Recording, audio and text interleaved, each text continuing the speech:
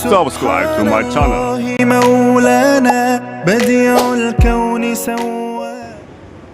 إن الحمد لله نحمده ونستعينه ونستغفره ونؤمن به ونتوكل عليه ونعوذ بالله من شرور أنفسنا ومن سيئات أعمالنا. من يهده الله فلا مضل له ومن يضلل فلا هادي له. وأشهد أن لا إله إلا الله وحده لا شريك له وأشهد أن محمدا عبده ورسوله أرسله بالحق بشيرا ونذيرا. أما بعد فإن خير الحديث كتاب الله وخير الهدي هدي محمد صلى الله عليه وسلم وشر الأمور محدثاتها وكل محدثة بدعة وكل بدعة ضلالة وكل ضلالة في النار. فأعوذ بالله من الشيطان الرجيم. بسم الله الرحمن الرحيم. يا أيها الذين آمنوا اتقوا الله حق تقاته ولا تموتن إلا وأنتم مسلمون. يا أيها الناس اتقوا ربكم الذي خلقكم من نفس واحدة وخلق منها زوجها وبث منهما رجالا كثيرا ونساء. واتقوا الله الذي تساءلون به والأرحام إن الله كان عليكم رقيبا. يا أيها الذين آمنوا اتقوا الله وقولوا قولا سديدا يصلح لكم أعمالكم ويغفر لكم ذنوبكم ومن يطع الله ورسوله فقد فاز فوزا عظيما. وقال الله تبارك وتعالى في القرآن المجيد والفرقان الحميد. وقضى ربك ألا تعبدوا إلا إياه وبالوالدين إحسانا. وقال النبي صلى الله عليه وسلم رضا الرب في رضا الوالدين وسخطه في سخطهما أو كما قال النبي صلى الله عليه وسلم. ہر قسم کی تعریف و توصیف، کبریائی و بڑائی، بزرگی و برتری، عز و شرف اسی خالق کائنات مالک ارض و سما وحدہ لا شریک لم یلد ولم یولد ولم یکن له کفوا احد کے لیے لائق و زیبا ہے. جس رب العالمین نے ہم انسانوں کو تمام مخلوقات میں اشرف المخلوقات کا درجہ نصیب فرمایا، ساتھ ہی ساتھ اسلام جیسے عظیم دین سے ہمیں مشرف فرمایا. اس مختصر سے حمد و ثنا کے بعد درود و سلام کا نذرانہ ہو تمام انبیاء اکرام علیہم الصلوۃ والسلام پر، خصوصاً بالخصوص میرے اور آپ کے آخری نبی سید الانبیاء و سید المرسلین شافی محشر ساقی کوثر جناب محمد رسول اللہ صلی اللہ علیہ وسلم پر، جنہیں اللہ تعالیٰ نے ہمارے درمیان معلم و مربی کی حیثیت سے مبعوث فرمایا. آپ کی تعلیمات، آپ کی ہدایتیں، آپ کی رہنمائیوں کو اپنا کر ہم دنیا اور آخرت میں کامیاب و کامران ہو سکتے ہیں. حاضرین اجماع اور خواتین اسلام، خطبہ مسنونہ کے بعد سورہ اسراء کی ایک آیت کریمہ کا ٹکڑا میں نے آپ کے سامنے تلاوت فرمایا، جس میں اللہ رب العالمین نے دو باتوں کی ہمیں تعلیم دی. فرمایا وَقَضَى رَبُّكَ أَلَّا تَعْبُدُوا إِلَّا إِيَّاهُ. تمہارے رب نے یہ فیصلہ کر دیا ہے کہ اللہ تعالیٰ کے علاوہ کسی اور کی عبادت اور بندگی نہیں کی جائے گی. اس کے زمین پر شرک نہیں ہونا چاہیے، اس کے زمین پر کسی اور کے لیے سجدہ نہیں کرنا چاہیے، قربانی محض اللہ تعالیٰ کے لیے کرنی چاہیے، جملہ عبادات کو محض اللہ کے لیے بجا لانا چاہیے. اس بات کا رب نے فیصلہ کر دیا. اب جو انسان رب کے فیصلے کے خلاف جا کر کے شرک کرتا ہے، کفر کرتا ہے، یقیناً وہ اللہ تعالیٰ کی دیکھتی بھی آگ میں داخل کیا جائے گا۔ اس آیت کریمہ کے پہلے حصے میں اللہ نے کہا کہ صرف رب کی بندگی کرو، اور دوسرا حق اللہ نے بیان فرمایا، دوسری تعلیم یہ دی، کہا وَبِالْوَالِدَيْنِ إِحْسَانًا، والدین کے ساتھ حسن سلوک کرو، والدین کے ساتھ اچھا برتاؤ کرو۔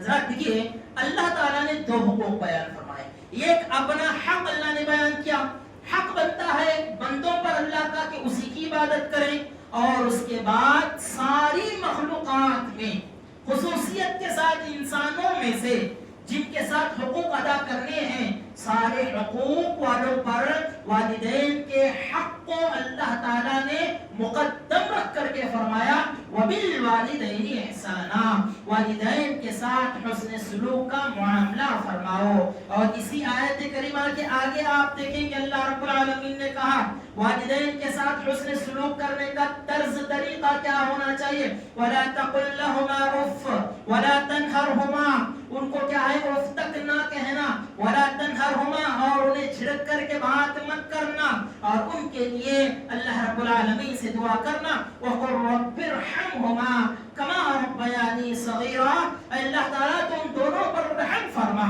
ویسے جیسے کہ انہوں نے میرے بچپنے میں مجھ پر رحم فرمایا تھا، میرے بچپن میں، میری کمزوری میں، میری محتاجگی کے ایام میں جس طرح انہوں نے مجھ پر رحم فرمایا، اللہ تعالیٰ تو بھی ان کے ساتھ رحم کا، کرم کا معاملہ فرمانا۔ حضرات اس آیت کریمہ کے مد نظر جو حدیث میں نے آپ کے سامنے سے پڑھی ہے، پیارے رسول صلی اللہ علیہ وسلم بیان فرماتے ہیں، یہ حدیث والدین کی اہمیت کو سمجھنے کے لیے کافی ہے۔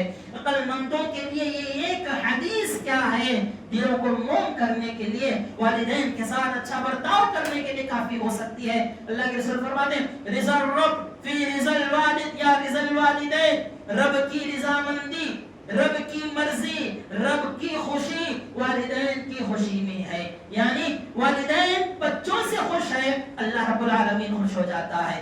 والدین اپنے بچوں سے راضی ہیں، اپنے بچوں سے اطمینان رکھتے ہیں، اپنے بچوں سے ان کو کیا ہے سکون ملتا ہے، اطمینان ملتا ہے، ان کی اولاد ان کے لیے آنکھوں کا ٹھنڈک ہے، دل کا قرار بن چکے ہیں۔ رب العالمین اسی اولاد سے کیا ہے راضی ہوتا ہے، خوش ہوتا ہے۔ وسخط الرب، اور رب کی ناراضگی کس میں ہے؟ والدین کی ناراضگی میں ہے۔ یہاں والدین ناراض، وہاں رب العالمین ناراض ہے۔ یہاں والدین کیا ہے بے چین ہے، پریشان ہے، وہاں اللہ رب العالمین کے ناراضگی کے مستحق اولاد کیا ہے بن جاتی ہے۔ اسی لیے ہمیں اس نعمت کا ادراک کرنا چاہیے۔ اللہ رب العالمین نے ہمیں والدین کے ذریعے سے اس دنیا میں کیا ہے اللہ تعالیٰ نے ہمیں پیدا فرمایا۔ والدین ہمارے اس دنیا میں آنے کا ذریعہ ہے، وہ حق رکھتے ہیں کہ ہم ان کے ساتھ بہترین سلوک کریں، اچھا معاملہ کریں، اور ان کے حقوق کی ادائیگی کا پورا لحاظ رکھیں۔ حضرات بہت بڑی نعمت ہے، آپ یتیم بچوں سے دیکھ لیجئے۔ اسی لیے دین اسلام کیا کہتا ہے، جن کے والدین نہیں ہیں ایسے بچوں کے ساتھ اگر کوئی دوسرا حسن سلوک کرتا ہے، کیونکہ ان کے ساتھ اچھا معاملہ کرنے کے لیے نہ اس کا باپ موجود ہے نہ اس کی ماں موجود ہے، اسلام کہتا ہے کہ جس کی ماں نہیں ہے، جس کا باپ نہیں ہے، یہ یتیم کہلاتے ہیں۔ ایسے یتیموں کے ساتھ حسن سلوک کرنے کا کتنا مقام بیان فرمایا۔ اللہ کے رسول صلی اللہ علیہ وسلم اپنے حدیث میں بیان فرماتے ہیں انا وکافل الیتیم کہاتین فی الجنہ، میں اور یتیم کی کفالت کرنے والا انسان جنت میں اس طرح سے ہوں گے۔ یہ قربت، یہ صحبت اللہ تعالیٰ اس کو نصیب فرمائے گا جو دنیا میں بغیر ماں باپ کے تکلیفوں کا، مشکلوں کا، پریشانیوں کا سامنا کرنے والے کے بچے کے سر پر ہاتھ رکھتا ہے، شفقت کے ساتھ اس کے ساتھ کیا ہے ہمدردی کے ساتھ اس کے ساتھ بہتر معاملہ کرتا ہے، اور اس کے لیے دنیا میں تنگی کو آسانی میں بدل دیتا ہے، مشکل کو آسانی میں کیا ہے تبدیل کرتا ہے۔ ایسے انسان کے لیے اللہ کے رسول صلی اللہ علیہ وسلم نے اتنی عظیم خوشخبری سنائی ہے۔ ایک تو وہ جنت میں ہوگا، دوسرا جناب محمد رسول اللہ صلی اللہ علیہ وسلم کی رفاقت اس کو ملے گی۔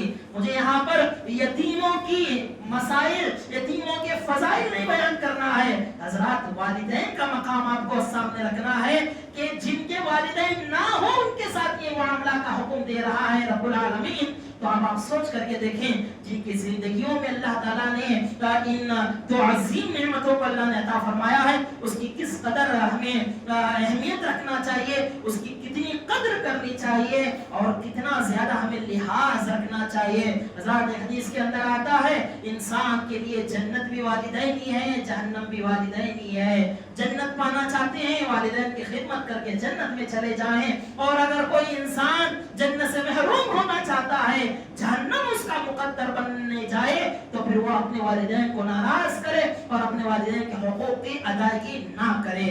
حضرات اللہ کی پناہ اللہ ہمیں اس سے محفوظ رکھے۔ لہذا آج کے اس خطبے میں مختصر سا وقت ہوتا ہے، میں کوشش کروں گا کہ کچھ حقوق جو والدین کے ہم پر واجب ہوتے ہیں، ضروری ہوتی ہیں، ان حقوق کا میں آپ کے سامنے کیا ہے تذکرہ فرماؤں۔ حضرات سب سے پہلا حق یہ ہے، اولاد کو چاہیے کہ اپنے ماں باپ کو، اپنے والدین کو کبھی بھی ناراض کرنے کی کوشش نہ کرے، ان کو پریشان نہ چھوڑے، ان کو ناراضگی میں کیا ہے زندگی گزارنے پر مجبور نہ کرے۔ یہ بہت بڑی خطرناک بلا ہے حضرات، والدین ناراض ہو جائیں بچے سے، یہ بڑی کیا ہے نحوست کی چیز ہے، بڑی کیا ہے بدبختی کی علامت ہے۔ اسی لیے اپنے والدین کو ہمیشہ ہمیشہ خوش رکھنے کی کوشش کرنا چاہیے۔ حضرت عبداللہ بن عمرو رضی اللہ عنہ کہتے ہیں کہ ایک صحابی اللہ کے رسول صلی اللہ علیہ وسلم کے پاس آئے اور آ کر کے انہوں نے کہا کہ اللہ کے نبی صلی اللہ علیہ وسلم، میں آپ کے ساتھ ہجرت کرنے کے لیے، ہجرت کے لیے میں آپ کے ہاتھ پر بیعت کرنا چاہتا ہوں، اور میں یہاں پہنچا ہوں، میری والدین کیا ہے رو رہے ہیں، ان کی آنکھوں میں آنسو ہیں، کیونکہ میں ہجرت کر کے جانے کا ارادہ کر کے آیا ہوں۔ اللہ کے رسول صلی اللہ علیہ وسلم نے فرمایا لوٹ جاؤ، لوٹ جاؤ، تمہارے آنے کی وجہ سے تمہارے والدین کی آنکھوں میں آنسو ہیں، جاؤ جا کر ان دونوں کو ہنسا کر کے آؤ، جس طرح تم نے ان کو رلا کر کے آیا ہے، جاؤ جا کر کے ان کو ہنسا کر کے آؤ، ان کو خوش کر کے آؤ۔ والدین کو ناراض کر کے تم ہجرت کر رہے ہو، والدین کو ناراض کر کے یا ان کو غم زدہ کر کے کوئی اور کام انجام دینے کے لیے جا رہے ہو، یہ کہاں تک مناسب ہے؟ حضرات یقیناً ہجرت بہت عظیم عمل ہے، لیکن والدین کی نافرمانی یہ درست چیز نہیں ہے۔ والدین کو ناراض کرنا ایک کسی بھی ناحیے سے درست بات نہیں ہے۔ اسی لیے اللہ کے رسول صلی اللہ علیہ وسلم نے فرمایا کہ پہلے ان کو راضی کر کے آؤ، ان کو راضی کرو، حج کرو، جہاد کرو، ہجرت کرو، دنیا میں جو چاہے وہ کرو،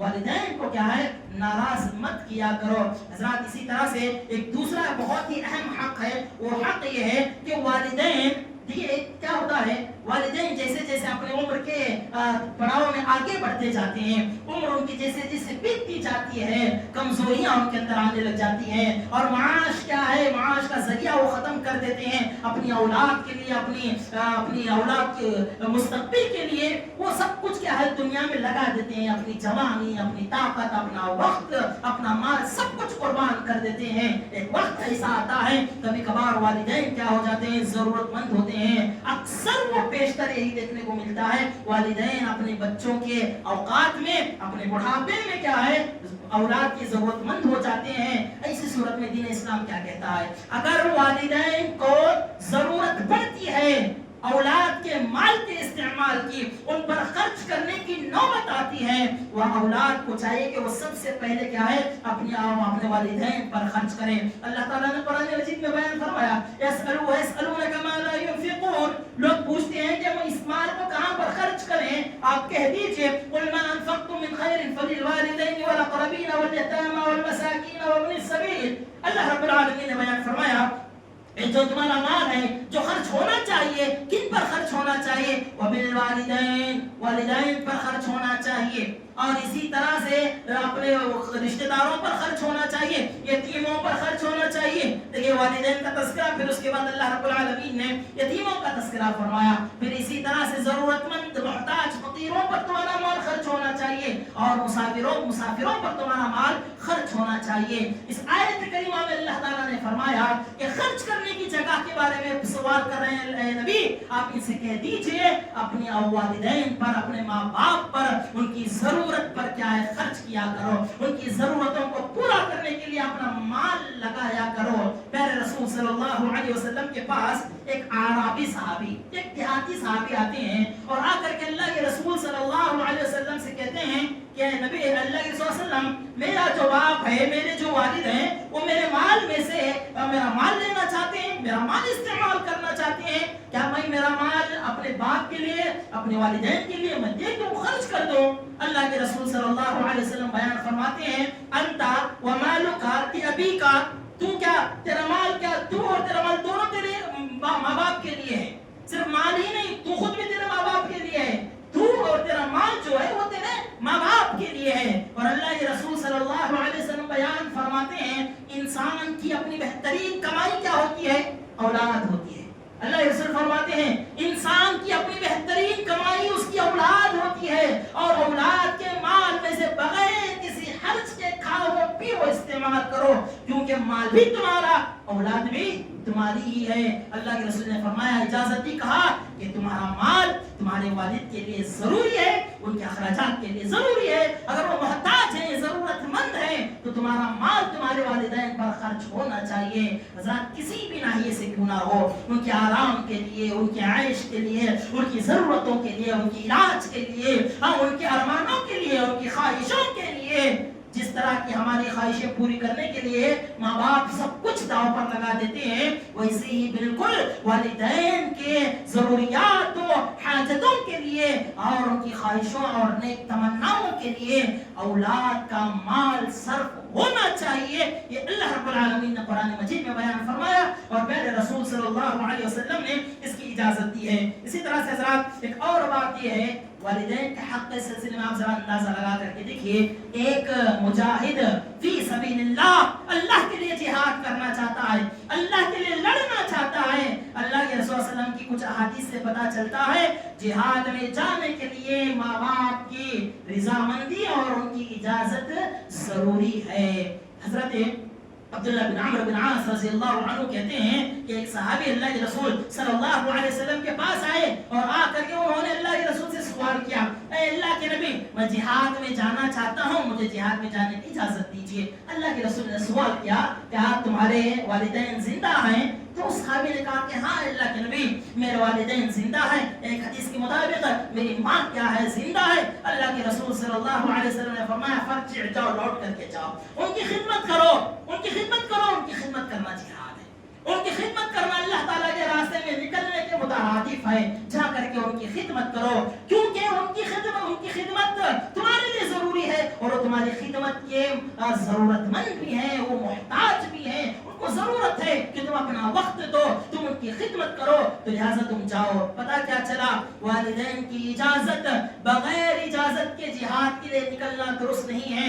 امام بخاری رحمہ اللہ نے اپنی حدیث کے اندر، صحیح بخاری کے اندر ایک باب باندھا ہے، لا یجاہد الا باذن الابوین۔ کیا آپ باندھتے ہیں؟ کہتے ہیں لا یجاہد، کوئی جہاد نہیں کرے گا، الا باذن الابوین، اپنے ماں باپ کی اجازت کے بغیر وہ کیسے جہاد کر سکتا ہے؟ یعنی وہاں پر ضرورت ہو، باپ کو ضرورت ہو، ماں کو ضرورت ہو، ماں کمزور ہے، باپ کمزور ہے، محتاجی کا وقت گزر رہا ہے، ضرورت ان کو پڑ رہی ہوتی ہے، ایسے میں ایک آدمی ان کو چھوڑ کر کے، نہتا چھوڑ کر کے، بغیر کسی کے آئے، کسی کے سہارے کے چھوڑ کر کے چلا جائے، حضرات یہ درست بات نہیں ہے۔ تو آپ اندازہ اس سے لگائیے، دیکھیے جہاد کوئی معمولی کام نہیں ہے، بڑی نیکی ہے، لیکن اللہ کے رسول صلی اللہ علیہ وسلم نے بتایا کہ ایسا کوئی کیس ہے جہاں پر والدین کو اولاد کی ضرورت ہوتی ہے اور وہ اولاد کیا اللہ کے راستے میں نکلنا چاہتی ہو، تو اللہ کے رسول نے فرمایا ان کو چاہیے کہ وہ اپنے والدین کی کیا ہے اجازت لیں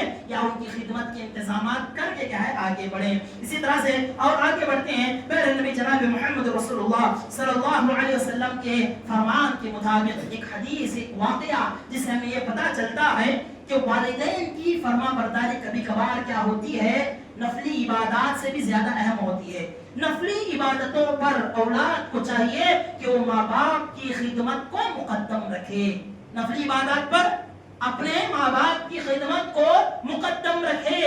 بات شاید سمجھ میں نہیں آ رہی ہو حضرات، یہ ہے کہ ایک آدمی نفل عبادتیں کر رہا ہے، نفل عبادتوں میں مشغول ہے، دوسری طرف والدین کی خدمت کا موقع ہے، ان کی کوئی ضرورت ہے، تو ایسی صورت میں اولاد کو چاہیے کہ ماں باپ کی خدمت کو اپنی نفل عبادتوں سے مقدم رکھے، اپنی نفل عبادتوں کو ترک کر کے اپنے ماں باپ کی خدمت کے لیے چلے جائیں. میرے رسول صلی اللہ علیہ وسلم بیان فرماتے ہیں ماں کی گود میں صرف 3 بچوں نے گفتگو کی ہے. ان 3 بچوں کے علاوہ دنیا میں کسی اور بچے نے ماں کی گود میں گفتگو نہیں فرمائی. یعنی دودھ پینے کے وقت میں جن بچوں نے گفتگو فرمائی اس دنیا میں وہ 3 لوگ ہیں. ایک کون ہے؟ عیسیٰ ابن مریم. حضرت عیسیٰ علیہ السلام ماں کی گود میں گفتگو کرنے والے. اور اسی طرح جو صاحب جریج کے واقعے میں وہ ایک زانیہ کا بچہ تھا, اس بچے نے کیا ہے گفتگو فرمائی تھی. اسی طرح اصحاب اخدود والوں میں ایک ماں تھی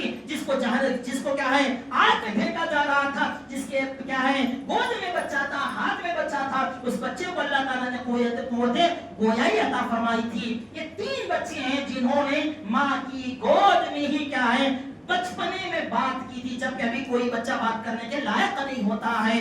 تو ان 3 بچوں میں ایک جو بچہ ہے وہ صاحب جریج کے واقعے کا ایک بچہ ہے. کیا ہے جریج کون ہے؟ ذرا ہم سبھی جانتے ہیں, بڑا مشہور واقعہ ہے, صحیح سند کے ساتھ کیا ہے حدیث آتی ہے. جریج ایک بڑے عابد, زاہد, متقی انسان جو اپنی عبادت گاہ میں چھوٹی سی عبادت خانہ تھا, وہاں پر کیا ہے وہ عبادت کیا کرتے تھے, عبادت کرنے میں مصروف رہتے تھے. زاہد لوگ, متقی لوگ, اللہ کے لیے اپنا وقت لگانے والے. ان کی ایک مرتبہ یہ نماز کے لیے کھڑے ہوئے تھے. ان کی ماں کسی ضرورت سے آئی اور آ کر کے کہا اے جریج, آواز دی اپنے بیٹے کو. اب یہاں حضرت جریج جو ہیں, حضرت جریج نماز میں کھڑے ہوئے ہیں. وہ دل سوچتے ہیں کہ میں ایک طرف اللہ کے لیے نماز ادا کر رہا ہوں, دوسری طرف میری ماں مجھے پکار رہی ہے. پھر اس کے بعد وہ اپنی ماں کی بات کو نظر انداز کرتے ہیں اور کیا ہے نماز میں لگ جاتے ہیں.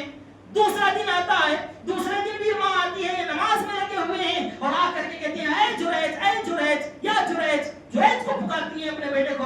معاملہ وہی, نماز میں کھڑے ہیں, ماں پکار رہی ہے, نظر انداز کرتے ہیں, پھر نماز کے لیے کھڑے ہو جاتے ہیں. ان کی ماں کی زبان سے یہ بد دعا نکل جاتی ہے, کہتی ہے کہ جریج اللہ اس وقت تک نہ مرے جب تک کہ وہ کیا ہے زانیہ کا, فاحشہ کا چہرہ نہ دیکھ لے, تب تک اس کو موت نہ دے. تو ماں بد دعا دے دی, ماں بد دعا دی. حضرات یہ جو جریج ہیں کون ہیں؟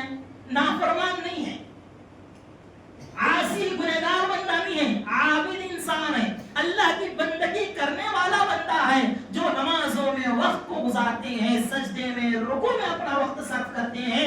ایسے زاہد متقی انسان کے سلسلے میں ان کی ماں نے یہ بد دعا دی, کہا کہ اس وقت تک نہ اس کو موت آئے جب تک کہ یہ فاحشہ کا چہرہ نہ دیکھے. ایک مرتبہ کیا ہوا, اس بات کے کئی دنوں کے بعد ایک فاحشہ ان کے پاس آئی اور آ کر کے اس نے فحاشی کی, بدکاری کی دعوت دی. حضرت جریج نے اس کو انکار کر دیا. اللہ کا ڈر, اللہ کا خوف, حضرات یہی ہوتا ہے تقویٰ, اسی کو تقویٰ کہتے ہیں. جریج نے انکار کر دیا, زنا کرنے سے, بدکاری کرنے سے اس عورت کو انکار کر دیا. تو وہ عورت گئی, وہاں پر ایک میدان میں ایک چرواہا بکریاں چروا رہا تھا, تو اس نے جا کر کے اس کو اپنے ہاتھ پر کیا ہے قابو دے دیا اور زنا کرنے میں مبتلا ہو گئی. اور اس چرواہے سے ایک بچہ اس کو پیدا ہوا, تو اس بچے کو لے کر کے جریج کے پاس آتی ہیں اور آ کر کے تہمت لگاتے ہوئے کہتی ہے یہ جو بچہ ہے یہ جریج کا ہے. ان کی قوم کے لوگ سارے کے سارے گالیاں بکنے لگ جاتے ہیں اور ان کا جو عبادت کرنے کی جو جگہ تھی, عبادت جو خانہ تھا, اس کو توڑ پھوڑ کر کے ختم کر دیتے ہیں, کیونکہ یہ کیسا زاہد ہو سکتا ہے جو کیا ہے زنا کاری میں مبتلا ہے. حضرت جریج کیا ہے جاتے ہیں, جا کر کے وضو کرتے ہیں, 2 رکعت نماز ادا کرتے ہیں, نماز ادا کر کے اللہ سے مدد مانگتے ہوئے آتے ہیں اور آ کر کے اس بچے سے سوال کرتے ہیں جو کہ اس عورت کے گود میں تھا, اے بچے بتا تیرا باپ کون ہے؟ تو وہ بچہ اس ماں کی گود سے آواز لگاتا ہے کہ میرا باپ فلاں چرواہا ہے. جیسے ہی اس بچے کی زبان سے یہ الفاظ سنتے ہیں, لوگ دوڑے ہوئے آتے ہیں, حضرت جریج کے ہاتھوں کو چومنے لگتے ہیں, ان کے تقوی کی, طہارت کی, ان کی کیا ہے بزرگی کی تعریف بیان کرنے لگتے ہیں اور کہتے ہیں کہ جریج آپ حکم دیجئے, ہم نے تمہارا عبادت خانہ توڑ دیا ہے, اگر آپ حکم دیں تو ہم اس عبادت کی جگہ کو سونے کا بنا کر کے دے دیں گے آپ کو. जुनैद कहते हैं कि उसकी जरूरत नहीं है, मेरा जो इबादत खाना था अल्लाह की इबादत करने का वो वैसे का वैसा मकान बना करके दे दो। हजरात यहाँ जरा गौर करने की बात है, वाक़या क्या बतलाता है? वाक़या ये बतलाता है नफिल इबादतों में लगे रहने पर कभी वालिदैन की जरूरत सामने आए, उनको हमारी जरूरत पड़ जाए, ऐसे में औलाद को चाहिए नफली इबादतों पर माँ बाप की खिदमत को अहमियत दें, मुकद्दम रखें, उसको क्या है सामने रखें। ये बात हमको पता चलती है क्योंकि हज़रात इतना मकाम और मर्तबा है वालिदैन का। इसी तरह से थोड़ा और आगे बढ़ते हैं, वालिदैन को बुरा भला कहना या गाली बकना, बुरे अल्फाज से क्या है उनको पुकारना, हज़रात एक बहुत बड़ा गुनाह, कबीरा गुनाहों में से है। अल्लाह के रसूल सल्लल्लाहु अलैहि वसल्लम बयान फरमाते हैं इन्ना मिन अकबरिल कबाइर, कबीरा गुनाहों में से एक गुनाह ये है कि कोई इंसान अपने वालिदैन को लानतान करे, अपनी वालिदैन को क्या है माँ बाप को गाली बके। सहाबा इकराम रज़ियल्लाहु अन्हुम अजमईन अल्लाह के रसूल से सवाल करते हैं, अल्लाह के नबी ये कैसे मुमकिन है कि कोई आदमी अपने वालिदैन को, अपने माँ बाप को कैसे गाली दे सकता है? कौन अपने माँ बाप को लानतान कर सकता है? अल्लाह के रसूल सल्लल्लाहु अलैहि वसल्लम ने समझाते हुए कहा कि देखो, एक आदमी किसी दूसरे आदमी की माँ बाप को गाली देता है, एक आदमी दूसरे आदमी की माँ बाप को क्या है गाली देता है, तो जवाब में वो दूसरा आदमी इस आदमी की माँ बाप को गाली बकता है, तो अल्लाह के रसूल ने फरमाया उसके माँ बाप को गाली देने की वजह से उसने इसके माँ बाप को गाली दी, तो गोया इसी ने क्या है अपने माँ बाप को क्या है लानतान किया, क्योंकि माँ बाप को दूसरे के माँ बाप को गाली देने की वजह से वो इसके माँ बाप को गाली दे रहा है, तो सबब कौन बना? सबब ये आदमी बना जिसने क्या है दूसरे के माँ बाप को गाली बक करके अपने माँ बाप को क्या है गाली सुनाने का सबब बन रहा है, जरिया बन रहा है। तो ये इन्ना मिन अकबरिल कबाइर, कबीरा गुनाहों में से है। अल्लाह से तौबा करना चाहिए, माफी मांगना चाहिए। हज़रात ये हस्तियां नऊज़ बिल्लाह गालियों की मुस्तहिक़ होती है। अल्लाह के रसूल ने फरमाया लैसा मुमिनु बित्तानी वल लानी वल फाहिशी वल बज़ी, वो मुमिन ही नहीं है जो बुरा कहे, गाली बके, फाहिश अल्फाज से इस्तेमाल करे, लान तान करे, वो मुमिन ही नहीं है। आम गाली बकने वाला भी एक मुमिन नहीं हो सकता है, उसकी वो सिफत नहीं है, ईमानी सिफत उसके अंदर नहीं है। अब एक आदमी अपने माँ बाप को गाली कैसे दे सकता है? उन हस्तियों को बुरा भला कहने की जुर्रत कैसे कर सकता है? आप जरा सोच करके देखें, आज क्या है तरबियत में कोताही की वजह से, जिहालत की वजह से, मॉडर्न दुनिया के असरात को लेकर के एक इंसान क्या है माँ बाप की कदर नहीं करता है, माँ बाप के साथ क्या है अच्छा सलूक नहीं करता है, उनके हुकूक की अदायगी में कोताही करता है। अल्लाह से डरना चाहिए, अल्लाह रब्बुल आलमीन सवाल करेगा। इसलिए हज़रात लानतान करना, बुरे अल्फाज से पुकारना, गाली बकना, इन सारी चीज़ों से परहेज करना चाहिए। इसी तरह से एक और अहम बात यह है, वालिदैन के सिलसिले में हमेशा हमेशा हक क्या है, औलाद पर हक यह है कि औलाद अपने माँ बाप के लिए दुआ करें। हुकूक अदा कर रहे हैं हम, जरूरत पड़ने पर खर्च कर रहे हैं हम, खिदमत कर रहे हैं हम, सारी चीजें दुरुस्त है, साथ ही साथ अपने माँ बाप के लिए दुआ करना चाहिए अल्लाह रब्बुल आलमीन से। अल्लाह ताला ने कुरान मजीद में हुक्म दिया वक़ुल रब्बिरहमहुमा कमा रब्बयानी सगीरा। अल्लाह ताला तालीम दे रहा है, अल्लाह ताला सिखा रहे हैं तुम अपने वालिदैन के लिए दुआ किया करो। हजरत इब्राहिम अलैहिस्सलाम की दुआ कुरान मजीद के अंदर मौजूद है। हजरत इब्राहिम अलैहिस्सलाम दुआ करते हैं रब्बना गफिरली व लिवालिदैया, ऐ अल्लाह ताला तू मुझे माफ फरमा, ऐ परवरदिगार तू मुझे बख्श दे, व लिवालिदैया और मेरे वालिदैन को भी अल्लाह ताला तू बख्श दे, उनकी भी तू क्या है मगफिरत फरमा दे। हजरत इब्राहिम अलैहिस्सलाम की ये दुआ उलमा इकराम लिखते हैं हजरत इब्राहिम अलैहिस्सलाम ये दुआ कब तक करते थे? जब तक कि अल्लाह ताला ने उनको मना नहीं कर दिया कि काफिर के हक में मगफिरत की दुआ तुम नहीं कर सकते। जब तक अल्लाह ने मना नहीं फरमाया तब तक उनके लिए दुआ करते रहे। जब अल्लाह ताला ने मना कर दिया कि एक मुशरिक के लिए आप इस्तिग़फ़ार नहीं कर सकते, एक काफिर के लिए आप मगफिरत की दुआ नहीं कर सकते, तो हज़रत इब्राहिम अलैहिस्सलाम रुक गए। लेकिन उनकी दुआ कहाँ पर मौजूद है? कुरान मजीद के अंदर मौजूद है, जो उन्होंने अपने वालिदैन के लिए दुआ फरमाई। इसी तरह से हज़रत नूह अलैहिस्सलाम दुआ फरमाते हैं रब्बिग़फिरली वलिवालिदैया वलिमन दखल बैतिया मुमिनन वलिलमुमिनीन वलमुमिनात। दुआ लंबी दुआ हज़रत नूह अलैहिस्सलाम दुआ कर रहे हैं, अल्लाह ताला तू मुझे माफ फरमा, मेरे वालिदैन की तू मगफिरत फरमा, और हर मुमिन मर्द और औरत की तू क्या है जो मेरे घर में दाखिल हो, अल्लाह ताला तू उनकी मगफिरत फरमा। हज़रत نوح علیہ السلام کیا ہے دعا کر رہے ہیں. لہٰذا اولاد کا حق یہ ہے کہ وہ اپنی حیات میں بھی اللہ تعالیٰ سے دعا کریں. یہاں پر ایک میں کیا ہے آپ کو ایک ڈاؤٹ کلیئر کرنا چاہوں گا, وہ یہ ہے لوگ جب بھی ہم دعا کی بات کرتے ہیں نا کیا سمجھتے جاتے ہیں, مرنے کے بعد دعا کرنے کو ہی دعا سمجھتے ہیں. اس آیت کریمہ میں جو دعا کی درخواست اللہ تعالیٰ نے حکم دیا, کہا وَقُلْ رَبِّ ارْحَمْهُمَا, تم کیا ہے اپنے ماں باپ کے لیے رحم کی دعا کرو. یہ مرنے کی بات کی نہیں ہے حضرات, زندگی رہتے ہوئے آپ زندہ ہیں, والدین زندہ ہیں, والدین کی صحت یابی کے لیے, والدین کے رحم کے معاملے کے لیے, ان کی آسانی کے لیے, ان کے گناہوں کی بخشش کے لیے بھی اللہ تعالیٰ سے دعا کرنا چاہیے. باحیات ہیں تب بھی دعا کرنا چاہیے. انتقال کر جاتے ہیں اس کے بعد کیا مرحلہ ہے, اللہ کے رسول صلی اللہ علیہ وسلم حدیث کے اندر بیان فرماتے ہیں اذا مات الانسان انقطع عنه عمله الا من ثلاث, ایک انسان مر جاتا ہے تو اس کے عمل کا سلسلہ ختم ہو جاتا ہے, لیکن 3 کام ایسے ہیں جو ان کے لیے عمل کے سلسلے کو, اجر و ثواب کو جاری رکھتے ہیں, ساری رکھتے ہیں. کون سے اعمال ہیں؟ 3 عمل. اس میں سے ایک عمل کیا ہے, اللہ کے رسول فرماتے ہیں اولد صالح يدعو له, جو نیک بچہ اپنے والدین کے انتقال کے بعد ان کی مغفرت کے لیے, ان کے درجات کی بلندی کے لیے دعا کرتا ہے. تو ایسی اولاد کیا ہے ہمارے اجر و ثواب کے کا ذریعہ بنتے ہیں, ہمارے مرنے کے بعد بھی کیا ہے اجر و ثواب کے تسلسل کا ذریعہ بنتے ہیں. تو یہاں پر کس بات کا ذکر کیا گیا, دعا کا ذکر کیا گیا. تو پہلے بھی دعا کرنا چاہیے, بعد میں بھی دعا کرنا چاہیے. اور ایک اور بات میں آپ کو بتاؤں, والدین کی اطاعت اور فرما برداری اور ان کے ساتھ حق ادا کرنے کا ایک مسئلہ ہے, تھوڑا سا عجیب لگے شاید, وہ یہ ہے کہ اگر والدین ماں باپ کسی شرعی عذر کی بنا پر اپنی اولاد کو, اپنے بیٹے کو, اپنی بہو کو طلاق دینے کے لیے کہتے ہیں, شرعی عذر کی بنا پر بیٹے پر ضروری ہے, اس کے لیے چاہیے کہ وہ اپنی بیوی کو طلاق دے دے. ایک کتاب و سنت کی تعلیمات ہے, عذر ہونا چاہیے, شرعی عذر ہونا چاہیے. شرعی عذر کی بنا پر باپ کے حکم پر بیٹے کو اپنی بیوی کو طلاق دینا پڑے تو دینا چاہیے. یہ ماں باپ کی اطاعت و فرما برداری اور کا درجہ اور کا مقام ہے. دلیل کیا ہے, حضرت ابن عمر رضی اللہ عنہ کہتے ہیں میری ایک بیوی تھی جس سے میں بڑی محبت کرتا تھا. حضرت عمر رضی اللہ عنہ اسے ناخوش تھے, میں خوش تھا, میں محبت کرتا تھا, لیکن میرے باپ عمر رضی اللہ عنہ اس سے ناخوش تھے. انہوں نے مجھے اس کو طلاق دینے کا حکم دیا, لیکن میں نے ان کی بات نہیں مانی.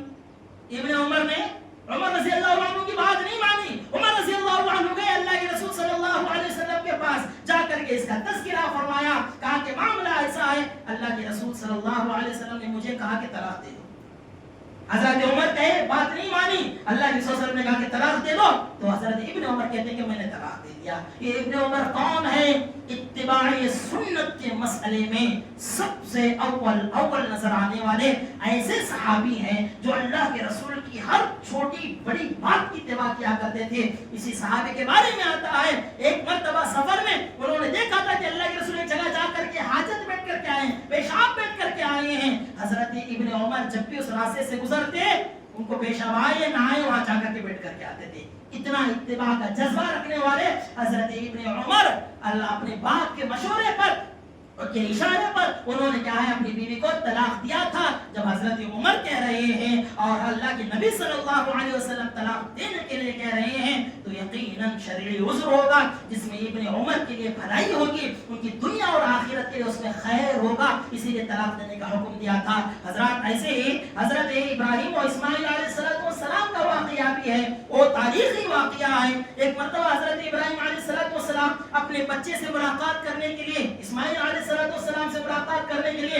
ان کے گھر جاتے ہیں. حضرت اسماعیل علیہ السلام موجود نہیں ہوتے ہیں, بہو موجود ہوتی ہے, ان کی بیوی وہاں پر موجود ہوتی ہے. پوچھتے ہیں اسماعیل کے بارے میں, کہتے ہیں کہ وہ کیا ہے کام کاج کے لیے گئے ہیں, حالات دریافت کرتے ہیں کیا مسئلہ ہے, کیسی زندگی گزر رہی ہے. تو اسماعیل علیہ السلام کی بیوی کہتی ہے بڑی تنگی سے زندگی گزر رہی ہے, بڑی مشکل سے زندگی گزر رہی ہے, حالتیں خراب ہیں, تنگی ہے, کیا ہے اور پریشانیاں ہیں, ساری چیزیں بیان کرتی ہیں. پھر سننے کے بعد حضرت ابراہیم کہتے ہیں کہ دیکھو آپ کے شوہر آئے تو ان کو میرا سلام کہنا اور ان سے کہنا کہ وہ اپنے گھر کی چوکھٹ بدل دے. ابراہیم علیہ السلام کیا کہتے ہیں, آپ کے شوہر آئے تو میرا سلام کہنا اور ان سے کہنا کہ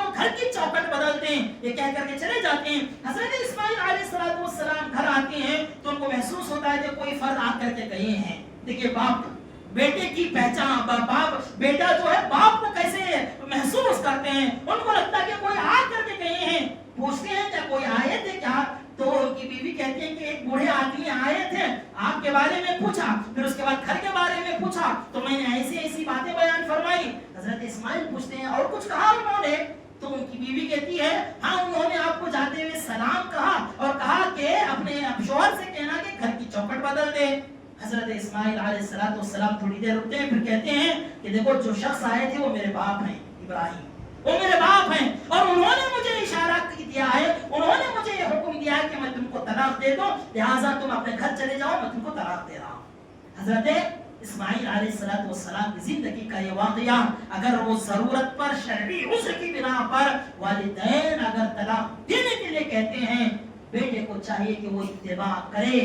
ذات بہت اہم چیز ہے, والدین کا مقام اور مرتبہ کوئی معمولی چیز نہیں ہے. ان کی اتباع کرنا, ان کی فرمانبرداری کرنا, صحیح راستوں میں, نیکی کے کاموں میں, اور ان کے ساتھ اچھا سلوک کرنا, یہ ہم سب کی ذمہ داری ہے, ہم سب پر فرض ہے, واجب ہے. ان کے حق اور ان کے حقوق کی ادائیگی میں کسی بھی طرح کی کوتاہی نہیں کرنی چاہیے. اللہ نے ہم کو یہ موقع دیا ہے, اس موقع کو ضائع نہیں ہونے دینا چاہیے. اسی سلسلے میں اللہ کے رسول صلی اللہ علیہ وسلم نے فرمایا تھا کہ تمہارے باپ جو ہوتے ہیں وہ جنت کا درمیانی دروازہ ہے, چاہے تو ان کی اطاعت کر کے ان کو حفاظت کر لو, نافرمانی کر کے ان کے ساتھ بدسلوکی کر کے اس دروازے کو توڑ دو, ضائع کر دو, برباد کر دو. جب دروازہ ہی ضائع ہو جائے گا تو پھر جنت میں کیسے بھیج جاؤ گے؟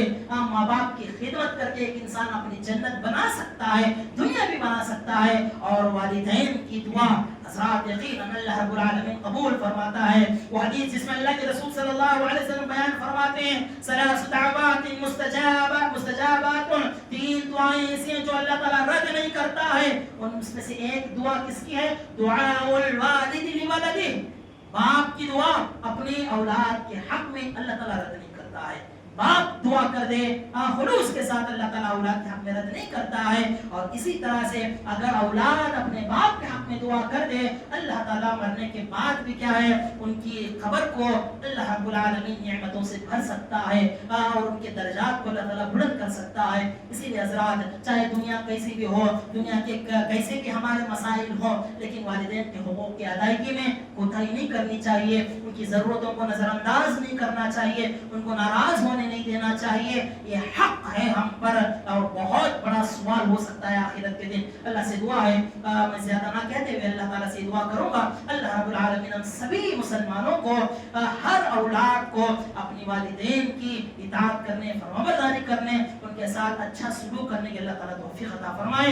ان کی نافرمانی کرنے سے اللہ تعالیٰ ہمیں گریز کی توفیق عطا فرمائے. ان کی خدمت کرنے, ان کے ساتھ اچھا معاملہ کرنے, اچھی گفتگو کرنے, نرم انداز میں ان کے ساتھ معاملہ کرنے, جھڑکنے سے, جھپٹنے سے, دیگر طرح کی بدسلوکی سے اللہ تعالیٰ ہماری حفاظت فرما.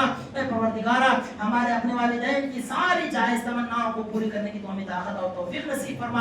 اللہ تعالیٰ گھریلو مسائل سے, گھریلو کیا ہے الجھنوں سے اللہ تعالیٰ سبھی کے الجھنوں کو اللہ تعالیٰ دور فرما. اتحاد و اتفاق نصیب فرما. ایک دوسرے کے ساتھ الفت, محبت, پیار کے ساتھ زندگی گزارنے کی توفیق عطا فرما. ہر ایک کو تقویٰ اور طہارت کی زندگی اختیار کرنے کی اللہ تعالیٰ توفیق نصیب فرما. اے پروردگارہ, جب تک ہمیں تو دنیا میں رکھ, دین پر ثابت قدمی عطا فرما. اپنے والدین کے ساتھ اچھا معاملہ کرنے کی توفیق عطا فرما. رب ارحمهما كما ربياني صغيرا, رب ارحمهما كما ربياني صغيرا. اقول قولي هذا, استغفر الله لي ولكم ولسائر المسلمين, والحمد لله. الحمد لله.